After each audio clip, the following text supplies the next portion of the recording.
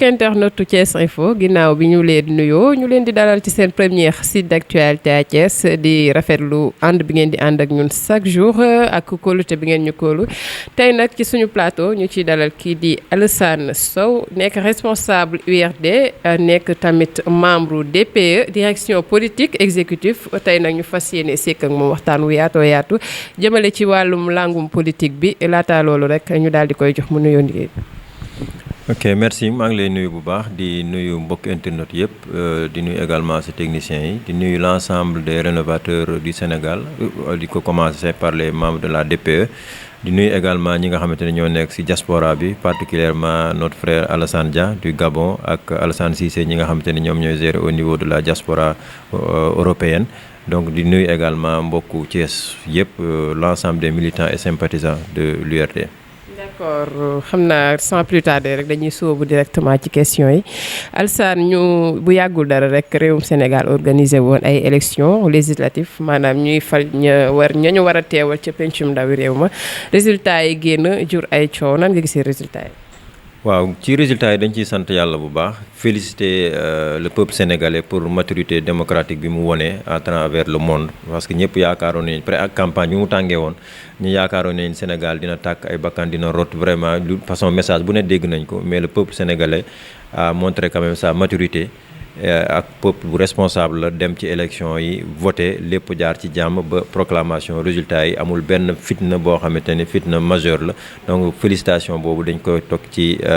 loxo bépp sénégalais beneen bi mooy féliciter l'administration sénégalaise ci organisation bi gis nañ ni vraiment nawet lañ nekk mais y a pas eu de couac les élections sont bien organisées sur l'ensemble du territoire beneen bi nag comme ni nga ko waxee amoon ay coow yu mu jur ay coow yu ndaw mais loolu politicienne la ay manipulation la on a entendu des gens parler du Nord on a bourré des urnes wax ay wax yoo manipulation comme nan mën nga ñu manipulation parce que dañ doon wax ni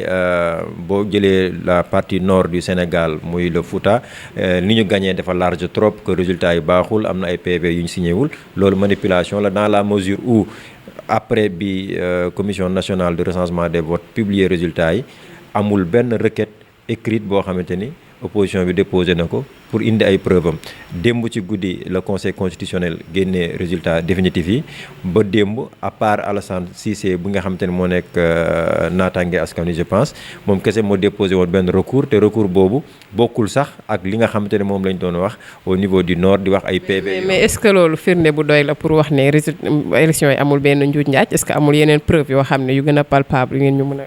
waaw xam nga njuuj njaaj moom bu amee kii wax ni njuuj njaaj am na moo war a indi les preuves démontrer que ni njuuj njaaj am na mais bañ a seulement dem dans la presse ou dans les réseaux sociaux di wax ni dañoo manipuler dañoo def njuuj njaaj on a une démocratie on a des institutions qui sont bien organisées kon waroon nañu indi seen i preuves def seen i recours mais bi ñu leen mayee 5 jours ne képp koo xamante ne gis nga njuuj njaaj gis nga problème gis nga jafe-jafe boo xam ne d'accord ci ñoom ba léegi demuñu déposer benn te pourtant réseaux sociaux yi guddeeg bëccëg ñu ngi wax ay manipulation di wax lu ne mais ils n'ont pas amené. est-ce que jàpp ñu ne tamit bis suñu defee recours tamit noonu la ñuy nan lay tëddee waat rek dañ koy defaat njuuj njaaj rek mu génn. waaw xam nga aussi il faut pas que ñu manquer de respect aux institutions parce que même institutions yi ñoom bi ñu proclamer résultat ne leen gagné ngeen fii ci élection locale yi dañ ko nangu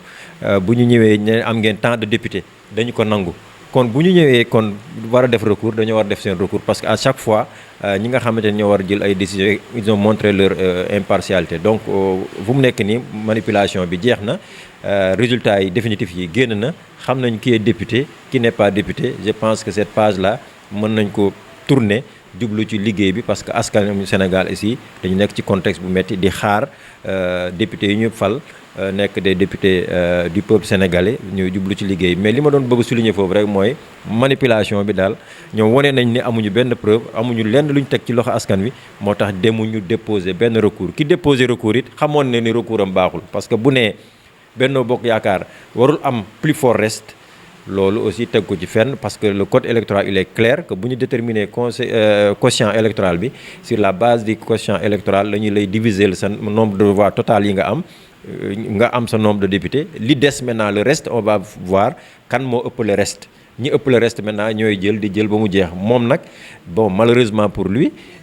bi aar jëlee Pape Djibril jël kii non kii. gis-gis jël beneen bi aussi Benno Bokk Yaakaar moo ko waroon jëlaat parce que moom moo ëppale le plus fort reste mais moom dafa bëggoon ñu bañ loolu pour jox ko le plus fort reste alors que le conseil constitutionnel nee na ko loolu amul benn loi bu ko may loolu mais à part moom amul kenn ku contester résultat yi kon mën nañ jàpp ni li observateur africain yi waxoon observateur européen yi waxoon conseil constitutionnel moom la confirmé démb que ne élection yi jaar na yoon leer na amul benn njuuj njaaj sur l'ensemble du territoire. kon mën nañ jàpp ni rek élection yi législatives yi ñu weesu jaar na yoon amul benn njuuj njaaj bu ci am beneen question bi rek mooy ban risque de blocage moo nar a am assemblée nationale ak coow li fa commencé juddu te dara xewagul. waaw risque de blocage amul te musta am mais opposition bi moo ko doon agité di wax que ni on va vers benn cohabitation boo xamante ni ku xam suñu système on a un système présidentiel on n'a pas un système parlementaire xamoon nañ ne blocage boobu mënul nekk mais ñoom ñoo nekk di ko agité pour woon sénégalais yi que am na benn système tension bu ñëm pour manipuler mais damay saluer foofu également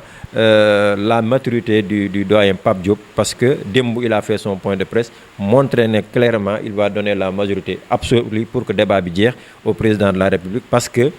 du seetaan mukk moom expérience bi mu am jaar bu mu jaar ci état nekk ancien président de l'Assemblée nationale occupé fi ay fonctions yu am solo xam na aussi lan mooy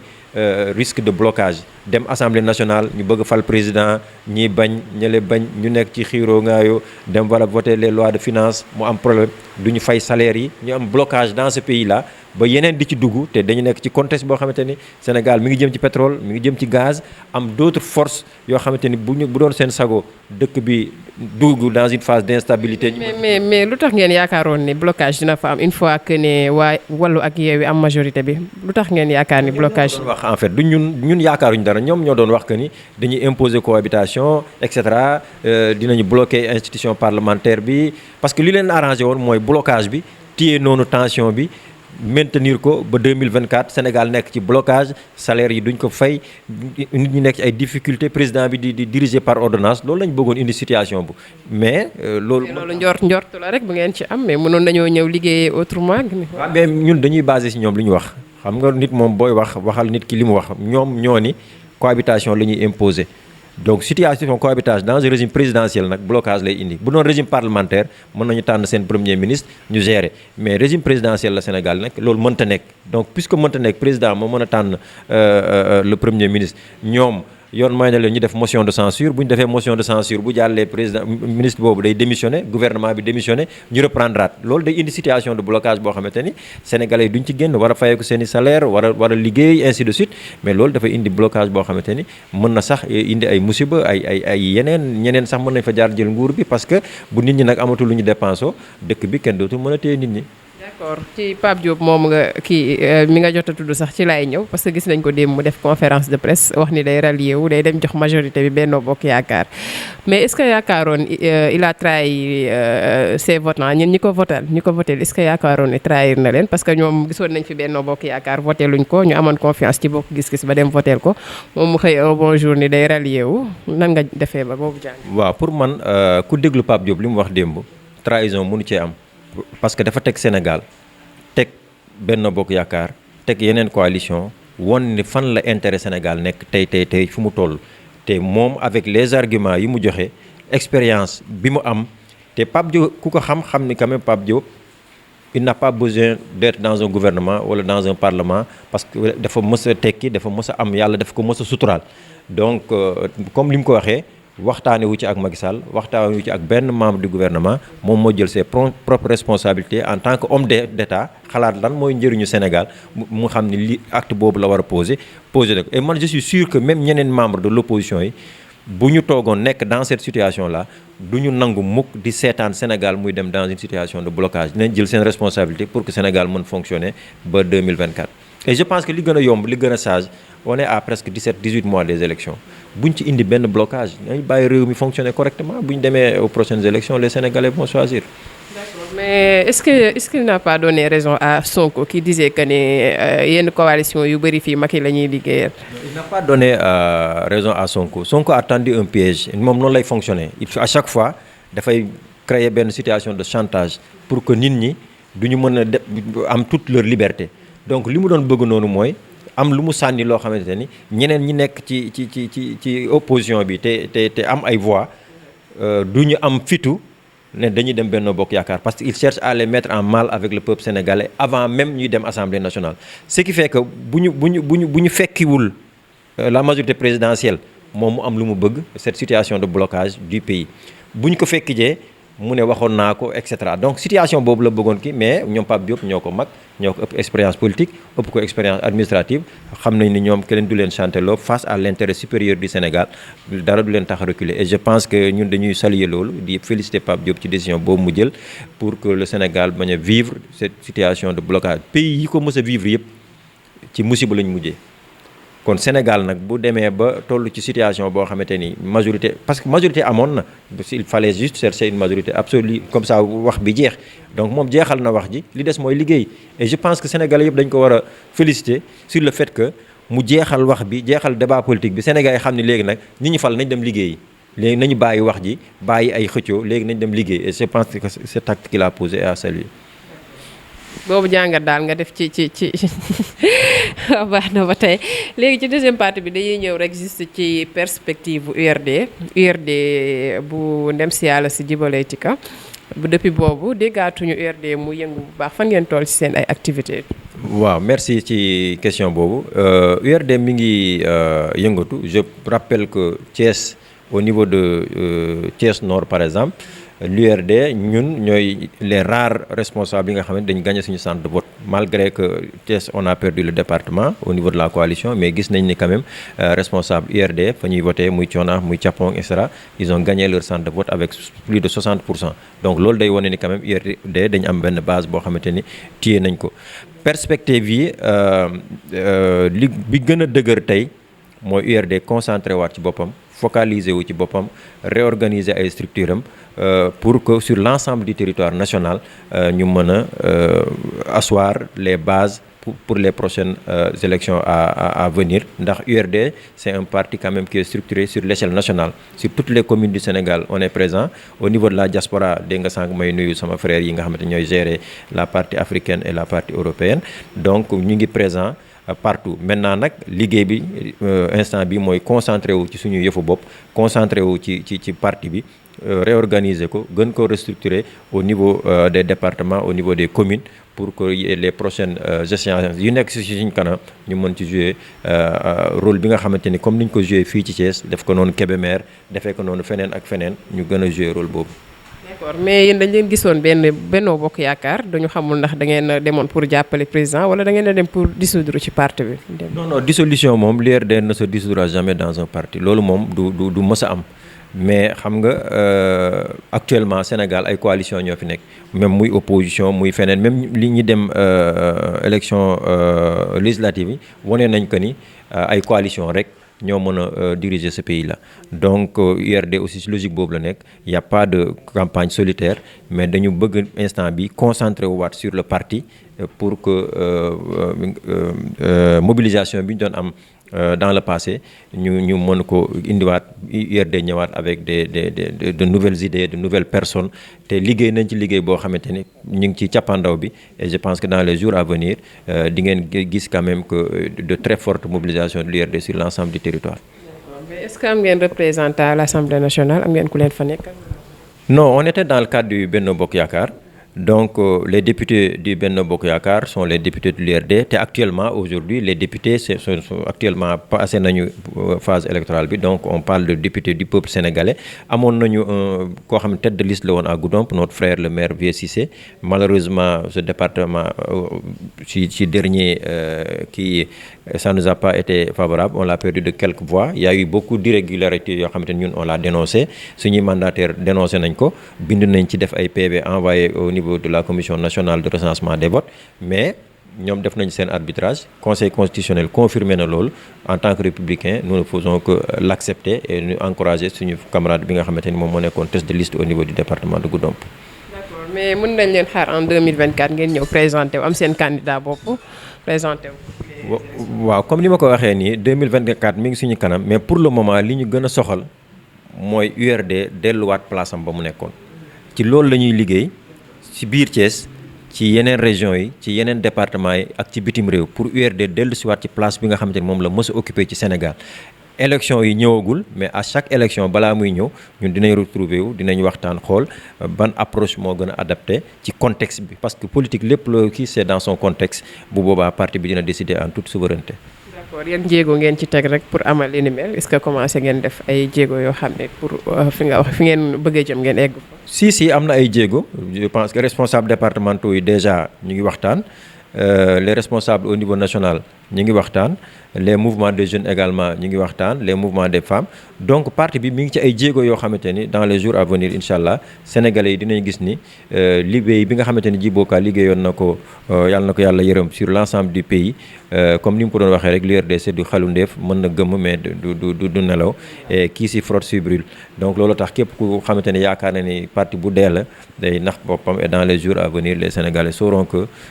URD mi ngi fa mu nekkoon incha allah. d'accord kon dinañ leen gisaat daal bu baax ngeen nekkaat ci seen politique bi bu baax a baax comme ni ko seen njiit doon defee Djibo Leyti Ka bu baax sax et loolu commencé na déjà man commencé na au niveau de Thiès boo gisee ñu gagné centre de vote 2 centres de vote au niveau de Thiès sous la bannière presque de l'URD loolu dañ ci sant yàlla noonu la amee ci yeneen zones yi les responsables départementaux yi nga xamante ni ils étaient impliqués tax nañu ñoom seen apport ñu am fa ay victoire maintenant am na ay zones yoo xamante ni c'est regrettable coalition Benno Yaakaar bi Bokk Yaakaar bi doxewul noonu ba certains responsables ne se sont pas sentis impliqués ni mu waroon demeewul noonu et on est en train d'analyser ces informations ñu koy remonter ñu ngi koy analyser pour jël les meilleures dispositions mais encore une fois li ñu gën a soxal instant bi élection législative jàll na ñu ngi concentré wu ci suñu parti réorganiser parti bi ñu yëkkatiwaat parti bi jëmalewaat parti bi kanam bien que semaine prochaine dans les jours à venir am na yeneen élection mooy le Haut Conseil des collectivités territoriales. d'accord foofu laa doon jëm si sax xam naa fii parce que dégg nañ waa Wallu ak waa Yewwi ne ñoom duñu participer ci boobu la élection. waaw pour man ñoom seen liberté la ñoom ñoo yore seen coalition. ñoom ñoo définir seeni principes seeni règles ils sont libres de participer ou de ne pas participer parce que c'est pas une obligation et je pense que calendrier électoral bi on doit le respecter c'est une institution qui existe boo xamante ni mi ngi fonctionner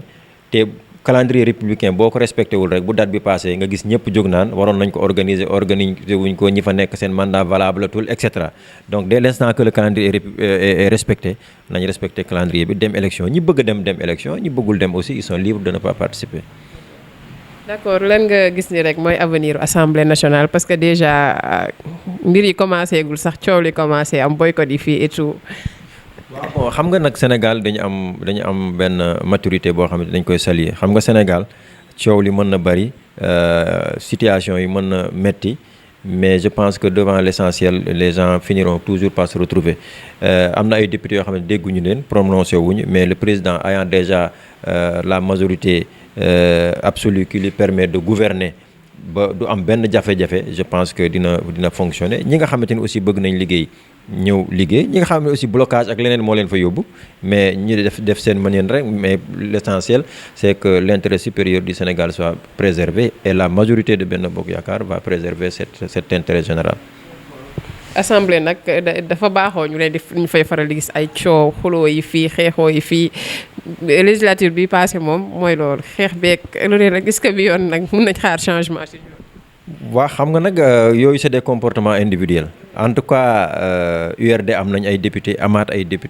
députés mais kenn mësul dégg un député de l'URD nekk assemblée wala ci débat politique wala feneen wax fa wax boo xamante ni kenn mënu ko dégg parce que ñun dañuy jàpp ne violence muy violence physique muy violence verbale ak fu mu mënti jóge dañ koy condamner dañ koy sori ñun dañ jàpp ni la force elle est dans l'esprit la force est dans la réflexion la force doit être une force de proposition pour l'intérêt supérieur des Sénégalaises et des Sénégalais ñun foofu la ñuy xaar te foofu la ñuy teg suñu tànk maintenant li ma mën rek mooy lancer un appel à l'ensemble des élus yi nga xamante ni amaguñu expérience parlementaire ñu bañ a dem ci yoo xamante ni mel ni seen yëfu bopp wala mel ni seen yëfu parti wala mel ni seen yëfu coalition parce que actuellement instant bii il s'appelle député du peuple kon nañu xalaat peuple boobu yóbbu leen foofu ñuy fayeeku salaire di jël carburant di am ay oto ñu nekk ci soxlay population yi génn assemblée nationale dem ci biir Sénégal xool les problèmes de l'agriculture, les problèmes de l'élevage, les problèmes des étudiants, les problèmes des élèves, les écoles de formation ñu nekk ay force de proposition pour régler les problèmes des Sénégalais. L'heure est grave man que l'heure est grave est bi moom yaakaar naa fii réew mi toll ak soxla yi ni mu bëree tembe Sénégalais yi xaar nañ leneen lu dul ci ñoom lu dul ñu ne fa di xeex ak xibro ak ngaayoog yooyu peut-être ay saafara la ñuy xaar fi mu ne. Voilà ay saafara la ñuy xaar te comme li nga ko waxee Sénégal actuellement dafa nekk ci benn contexte international bu xaw a doy waar te loolu tout responsable politique def ci war a bàyyi xel dañu nekk situation bu nga xamante ni on a une guerre en Ukraine les prix ont flambé boo demee ay pays ay États-Unis ay yooyu inflation bi mu ngi nekk ay presque ay 8% li nga doon jënd ci 100 francs mënatoo ko jënd Europe gis ngeen carburant bi dafa yéeg ba jéggi dayoo nit ñaa ngi kaas nit ñaa ngi coow ay France ñi ngi ragal amaat ay gilets jaunes donc dafa nekk benn contexte de crise internationale bu metti beneen bi mooy on a vu actuellement Chine ak Taïwan risque yi fa nekk ñu ngi coow est-ce que dinañ attaquer est-ce que duñ attaquer donc bu ñu attaquer wala embargo yi nga xamante ne Chine commencé na ko def ci Taïwan ban répercussion lay amaat encore ci économie mondiale bi naka la koy sénégalais yi di nar a vivre parce que aujourd'hui le monde c'est un village planétaire lépp lu laal Europe wala Asie wala feneen ñun dañ koy sentir donc la situation d'aujourd'hui ne permet pas ñuy dem ay blocage ne permet pas ñuy saagante ñuy xeex mais de réfléchir sur chaque secteur du Sénégal yan acte lañ mën a poser di saluer foofu aussi la résilience du président de la République ak sa capacité à faire face aux défis malgré contexte bi ma wax crise bi ma wax on a vu que il a augmenté les salaires de tous les fonctionnaires semaine bi passée bon dans le passé même on a eu enseignants yi réglé woon nañ seen problème ñi nekkoon ci santé bi réglé woon nañu problème et aujourd'hui tous les autres fonctionnaires yokk nañ seen salaire malgré un contexte de crise économique carburant bi mi ngi yokk dans le monde de façon extraordinaire mu subventionné ko ba Sénégal li ñu doon jëndee gasoil presque moom la ñuy jëndee waat gasoil donc. mais dund gi nag dund gi seeraayu dund gi parce que bu ñu déggee sa wax fonctionnaire yi la yokkal mais ouvrier yi yaa ngi ci biir dëkk bi dund gi metti na ci ñoom. xam nga ouvrier yi boo wàññee carburant wàññi léegi les taxes yi nga xamante moom la état doon jël ci ceeb bi ci dëwlin bi yooyu yëpp état bi dafa wax ni li mu doon jël ci taxe daf ko abandonné c'est des milliards et des milliards pourquoi parce que bu jëlul taxe yooyu commerçant yi bu ñu ñëwee fay bateau bi fay wàccee bi fay taxe état bi dañ koy tegaat ci kii bi pour génn ci seen marge bénéficiaire te bu boobaa population yi dem ci boutique ba di jënd affaire bi day gën a sori donc état bi mu nekkoon yéen bu ngeen jëndee bu affaire bi ñëwee tout ce qui est taxe ak imposition yi am ci circuit bi man dindi naa ko jëlatuma ci dara loolu mu nekk sama contribution pour les Sénégalais beneen bi mooy le gasoil ak yooyu nga xam te ne ñooy tax transport bi parce que bu yokkoo marchandise yi aussi transport yi day yokk extra mu nekk gasoil bi aussi li ci naroon yokku état bi mu ne parce que normalement le litre devait coûter ay 1300 1400 mais moom dafa bañ état bi jël le montant additionnel di ko fayal Sénégalais yëpp pour éviter transport marchandise bi également gën a yéex donc les efforts sont là mi ngi yokk salaire yi mi ngi jox ay bourses de sécurité mi ngi wàññi les trucs de transport secteurs yi ñu agir ñoo bëri mais malgré que dañ nekk dans un contexte de crise internationale et je pense que il est sur la bonne voie pour gën a oyofal dund bi parce que li nit ñi di wax que ni ceeb bi dafa cher diwlin bi dafa cher egg na ci gouvernement bi et je pense que le nouveau gouvernement qui sera mis en place loolu bokk na ci ay priorités yi nga xamante ni dina ci taxaw. li jeexalee rek mooy sama dernière question rek mooy lan mooy avenir u Benno Bokk Yaakaar fi mu ne nii parce que gis nañ élection locale yi passé population bi sanctionné leen législative yi tamit xaw nañ leen laal tuuti ah est-ce que tamit population bi doyaluñ ci Benno Bokk Yaakaar bëgguñu changement est-ce que. waaw population bi doyaluñ ci Benno Bokk Yaakaar parce que ñoom ñoo jox Benno Bokk Yaakaar majorité ñoom ñoo joxe léegi ñoom ñoo tànn ne Benno Bokk Yaakaar jox nañ ko 82 députés coalition Yewwi jox nañ ko 56 Wallu jox nañ ko 24 ñoom ñoo def seen classement ku la jox na 82 jox keneen 56 bëgg la ni léegi nag moom la Sénégalais yi jox bopp ce n'est pas logique mais c'est un signal fort parce qu'on a vu que opposition bi li mu am ci député musta am ci Sénégal je pense que loolu moo am jàngat bi war a am maintenant je pense que li am mooy nañu jëlaat les résultats des élections commune par commune département par département et que tous les responsables toog jàngat ko de façon profonde pour xool yan acte lañu war a poser pour zone yi nga xamante ni perte nañ ko ñu reconquérir la confiance des Sénégalais zone yi nga xamante ni aussi gagné nañ ko naka la ñuy fexe ba conforter suñu présence ba li nga xamante ni am nañ ko ñu amaat plus. On a perdu des départements stratégiques comme Dakar, comme Thiès. Je pense qu'il faut amener une liggéey surtout avec la jeunesse sénégalaise parce que jeunesse bi actuellement dañ leen a jaay ay mirage jaay ay situations yoo xamante ni il faut ñu waxtaan ak ñoom pour ñu revenir gis la réalité xam ni la manipulation c'est pas forcément la meilleure des solutions. Troisième mandat bi nag. waaw xam nga man fu mu nekk nii. mënaguma ci prononcé wu parce que sama parti de façon officiellement prononcé wul te URD Djibo Ka c'est l'un des plus grands hommes d'État du Sénégal dafa am lu mu ñu jàngal dafa ne wax june ak son moment te gis nga on parle de troisième mandat depuis presque 3 ans élection locale yaa ngi fi woon dañ ko tëboon di wax troisième mandat ñu def tëb nañ ko élection législative yi ñëw ñu tëb ko je pense que chaque chose à son temps et qu'il y a des lois et règlements qui sont là ñun suñu parti en tout cas de façon souveraine le moment venu dina prononcer wu publiquement sénégalais yi pour xam quelle est la position de l'URD ak position boobu fan la ko teg sur la base de la constitution des lois et des cas de jurisprudence yoo xamante ni jot na am ci Sénégal jot na am ci bitim réew parce que on a les cadres qui sont là bien structuré. Je salue au passage le président des cadres Khaligna et que le secrétaire général, toute la DPE, xam nañ ne le moment venu l'URD se prononcera mais pour le moment nañu jàpp ne élection législative lañ nekk élection législative jeex na dem defar assemblée nationale jublu ci soxlay sénégalais yi bañ a tëb di wax ay affaire troisième mandat ak yooyu yaa ngi doon wax léegi crise bi dafa metti dund bi dafa cher je pense que loolu mooy priorité bi par rapport à troisième mandat fu mu nekk nii. d'accord laataa loolu rek xam naa dañ lay jox nga tàggatoo ak internetu Thiès Info ndax li ñu tënkoon ci question daanaka jeex na. waaw maa ngi lay santaat bu baax di la gërëm di sant également les techniciens di comme ni ma ko waxee bi may commencé di sant waa URD sur l'ensemble du territoire national di sant suñu frère Ali Ousmane de Kébémer ak Ifra Djibi Sow nga xamante ni gis nañu seen liggéey ak seen taxawaay di sant bu baax aussi suñu doyen dama ko fàtte woon Jéeri bu Sindia vraiment mi ngi liggéey bu rafet ci parti bi donc di sant ñëpp di gërëm ñëpp di ñaan Sénégal yàlla nañu yàlla may jàmm di lancer un appel à la jeunesse sénégalaise ni ma koy waxee toujours nañu ñëw dans le calme dans la sérénité bañ a xeex bañ a xuloo xam ne Sénégal ëllëg seen Sénégal la ñu ngi jëm vers la production de gaz vers la production de pétrole ce sont des ressources yoo xamante ni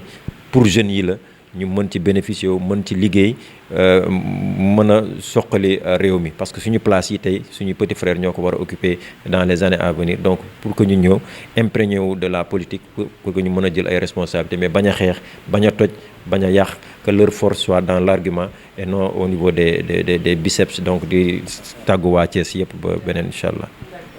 mu ngoog am internet Thiès Info ñu leen di rappeler rek ne ñu ngi doon dalal Alassane Sow nekk responsable politique URD nekk membre de DPE direction politique exécutive